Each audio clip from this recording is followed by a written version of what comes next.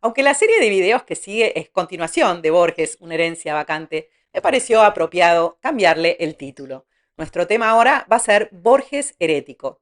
¿Por qué el cambio? Bueno, ya te vas a ir enterando, pero en principio porque el primer título quedó obsoleto. Si viste mis videos, releíste los cuentos y leíste Tertium Organum de Ouspensky, la herencia ya la recibiste, no está más vacante. Durante 80 años nos maravillamos con el cofre y no notamos que el tesoro estaba adentro, más allá de cómo te haya sentado el tesoro. Porque solía decir que la solución es inferior al misterio. Puede que te haya decepcionado la vinculación de Borges con la teosofía y con el nuevo pensamiento, corrientes que no tienen demasiado prestigio en determinados círculos, ni tampoco tienen antigüedad. Los gnósticos, la cábala y el budismo sí tienen antigüedad, lo que les da un halo de sabiduría. La misma Estela Canto, de la cual Borges estuvo tan enamorado, lo despega de la teosofía en su libro Borges a contraluz. Voy a leer su opinión, que no comparto, y voy a decirte por qué no la comparto. Ella escribe lo siguiente. Borges insistió en casi todos sus cuentos, en sus poemas, hasta en algunas entrevistas, deformadas como son la mayoría, que un hombre es todos los hombres, es decir, el hombre encierra en sí todas las posibilidades. El hombre es el microcosmos. La idea, por cierto, no era nueva. Se remonta a la antigüedad tardía, los gnósticos. Fue alambicada infinitamente por los cabalistas españoles de la Edad Media, rejuvenecida por los ardorosos filósofos del Renacimiento y sigue viviendo hasta el día de hoy sin gloria en los manuales populares de teosofía. Borges no la halló en estos, sino en los libros cabalísticos. Yo me permito dudar de esta última afirmación. Seguro Borges leyó literatura cabalística, esto es así, pero no leyó solamente ni fundamentalmente literatura cabalística. No hay más que escuchar lo que dice en su conferencia sobre la cábala, que está en YouTube y es accesible, donde afirma con verdadera insistencia que los cabalistas fueron influidos por los gnósticos, que lo propio de la cábala es la gematría, ese extraño método de descifrar letras, y que fue un ardid, un recurso para decir, sin romper con la tradición hebrea, lo que antes que ellos dijeron los gnósticos. Escucha. Un libro sagrado es sagrado, y son sagradas no solo sus palabras, sino las letras con que fue escritas. Y ese concepto lo aplican los cabalistas al estudio de la escritura. Ahora, yo sospecho que el modus operandi de los cabalistas fue debido al deseo de incorporar pensamientos gnósticos a la mística judía, y que buscaron ese modus operandi para justificarse con la escritura, para ser ortodoxos. Yo sospecho que la doctrina fue anterior al modus operandi. Yo sospecho que ocurre con la cábala, lo que ocurre con la filosofía de Spinoza. Es decir, el more geométrico, el orden geométrico, fue posterior. Y creo que los cabalistas tienen que haber estado influidos por los gnósticos de Alejandría, por los gnósticos siríacos, que tienen que haber derivado su sistema del de ellos, y que luego, para que todo ello entroncara con la tradición hebrea, buscaron ese extraño método de descifrar letras. No quiero alargar la cuestión más de la cuenta, pero después vuelve a decir que los gnósticos fueron anteriores a los cabalistas en muchos siglos y que tienen un sistema parecido.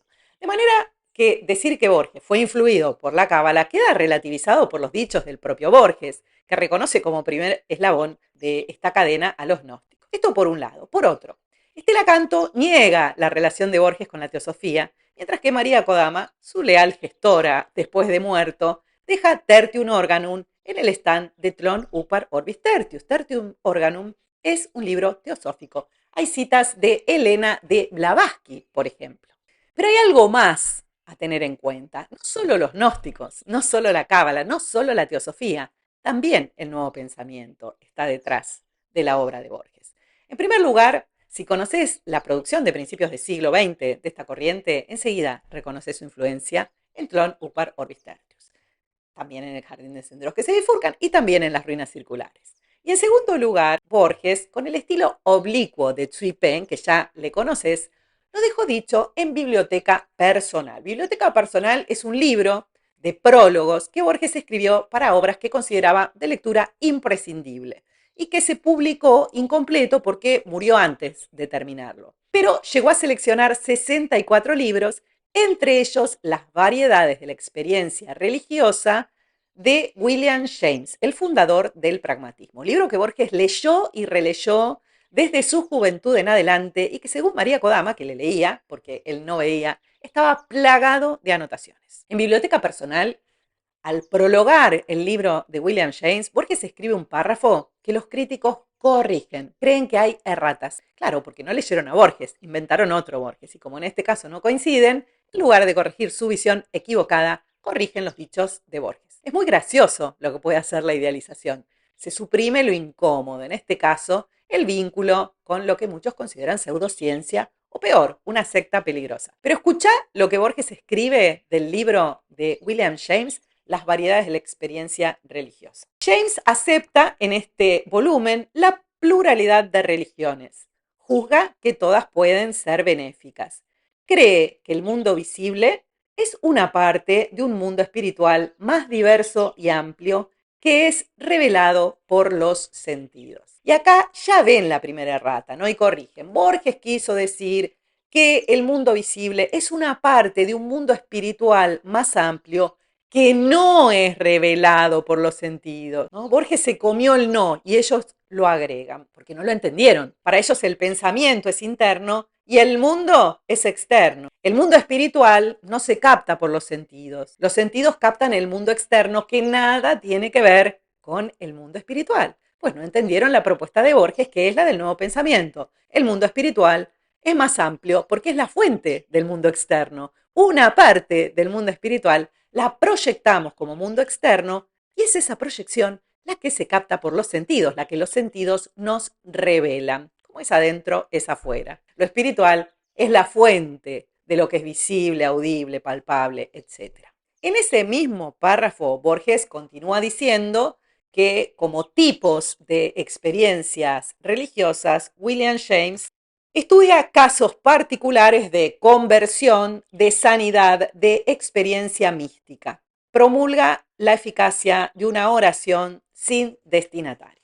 Y acá los críticos vuelven a inventar una errata. Otra vez la imagen que se hicieron de Borges no coincide con Borges. Hay que corregir a Borges y lo hacen. Dicen, quiso decir en este párrafo que William James estudia casos de santidad y se comió la T. Puso sanidad.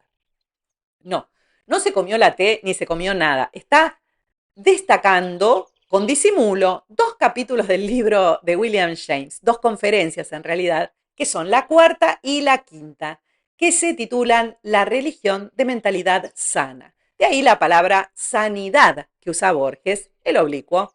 Son 2 conferencias dedicadas a defender y elogiar la corriente del nuevo pensamiento. También a exponer la concepción panteísta de la realidad, la idea de que los pensamientos son fuerzas que atraen y la idea de interacción del hombre con la divinidad. En síntesis, si Borges dice que lo interesante de la cábala es el sistema gnóstico, si indica como fuente de Tlönuk Orbis Tertius un libro de teosofía, y si destaca 2 conferencias de William James sobre el nuevo pensamiento, dedicadas además a defender al nuevo pensamiento de la acusación de ser una secta, bueno, no hay mucho más para discutir. Y por añadidura, como si esto fuera poco, Borges escribe La secta del Fénix.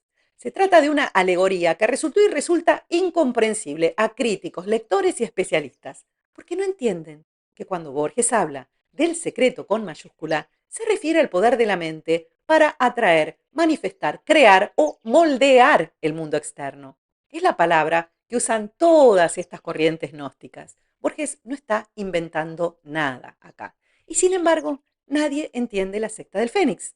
Escuchá lo que escribe Daniel Balderston en el Método Borges. La secta del Fénix describe las costumbres de una misteriosa secta mundial cuyos miembros transmiten de generación en generación un código secreto de conducta y de veneración por el Fénix. Ha sido interpretado no pocas veces como una suerte de eufemismo de la cópula sexual. Y termina diciendo, la crítica de la secta del Fénix se ha concentrado en la naturaleza misteriosa del cuento, con numerosos intentos de interpretar el secreto como una exploración de diversas posibilidades del acto sexual. Sorprendentemente, ninguna de las referencias citadas en el margen izquierdo del manuscrito de Borges contribuyen a respaldar esta hipótesis que dejamos librada al criterio del lector. Obvio, nada de lo que Borges haya escrito, ni en el manuscrito, ni en ningún lado, puede avalar esta hipótesis porque es falsa, totalmente descaminada, no tiene nada que ver con la secta del Fénix. El secreto nada tiene que ver con el acto sexual y no hay ninguna misteriosa secta mundial. La secta del Fénix representa a la humanidad. Por favor, dejemos de inventar a Borges. Escuchémoslo. Usted escribió La secta del Fénix. Bueno, ese cuento ha suscitado Interpretaciones. Yo creo que es muy sencillo ese cuento. ¿Usted quiere que yo le dé la clave? Aunque no tenga cierto poder. Si usted quiere. Bueno, la secta del Fénix significa la humanidad. En el Fénix está la idea de muerte y de resurrección. La secta del Fénix es simplemente, digamos, la secta de todos los hombres, por se refiere a la homosexual, concretamente, nada más. Bueno, cuando yo he explicado eso, la gente se ha sentido muy defraudada, pero no algo mejor que eso. En el próximo video vamos a leer La secta del Fénix de manera tal que cobre un sentido inequívoco.